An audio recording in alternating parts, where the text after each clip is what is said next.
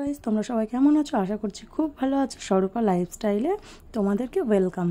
তো এটা কি মাছ আমি ঠিক জানি না, সেই জন্য তোমাদের একটু ভালোভাবে দেখিয়ে দিচ্ছি। তো তোমরা কমেন্টে জানিও তো এটার মাছটার নাম কি। আমি তো জানি এটাকে চুনো মাছ বলে, বাট চুনো মাছেরও তো একটা নাম থাকে, তাই না? তো তোমরা যারা যারা জানো আমাকে কমেন্টে অবশ্যই জানাতে পারো। তো আমি আজকে চুনো মাছ ভাপা করব। তো দেখো দিয়ে দিলাম পেঁয়াজ কুচি, এর মধ্যে আমি একে একে সব কিছুই অ্যাড করবো। তো তোমরা দেখতে থাকো আমি কীভাবে ভাপা রান্না করি। দিয়ে দিলাম কাঁচা লঙ্কা, এর মধ্যে দিয়ে দিচ্ছি আমি এখন জিরে গুঁড়ো, হলুদ গুঁড়ো, লঙ্কার গুঁড়ো আর নুন। দিয়ে দেবো একটু আলু কুচি। তো দেখো সব কিছুই কিন্তু আমি একে একে দিয়ে দিচ্ছি। একে একে দিয়ে দেবো সর্ষের তেল, দিয়ে আমি ভালো করে এটাকে মেখে নেব। মেখে নিয়ে আমি এটাকে রেডি করব। তো তোমরা দেখতে থাকো। ভিডিওটা যদি ভালো লেগে থাকে লাইক কমেন্ট শেয়ার, আর প্লিজ আমার ফেসবুক পেজটাকে ফলো করে দিও, ইউটিউব চ্যানেলটাকে সাবস্ক্রাইব করো নিত্য নতুন ভিডিও পাওয়ার জন্য। তো দেখো আমি কিন্তু একে একে সব কিছুই দিয়ে দিয়েছি, দিয়ে আমি এবারে এটাকে ভালো করে মেখে নেব। তো দেখো তোমরা আমি কিভাবে এটাকে রেডি করছি। তো এত সুন্দর খেতে হয়েছিল গাইস, জাস্ট ওয়াও। নিজে করেছি বলে বলছি না, দারুণ হয়েছিল। তো তোমরা এরমভাবে ট্রাই করো।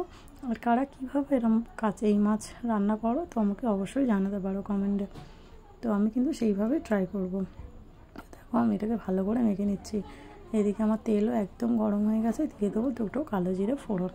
তো কালো জিরেটা একটু ভালো করে গরম হয়ে গেলে আমি এর মধ্যে মাছগুলো অ্যাড করব। তো মাছগুলো মাখার পরে কালারটা জাস্ট দেখো কতটা সুন্দর হয়েছে, তোমরাই দেখো। তো কালারটা এরকম হয়েছিল, রান্নার পরে আরও কালারটা চেঞ্জ হয়ে যাবে। খেতে জাস্ট ওয়াও, হেভি লেগেছিলো। তো তোমরা দেখো কতটা সুন্দর লাগছে। তো আমি কিন্তু এতে বেশি জল অ্যাড করবো না।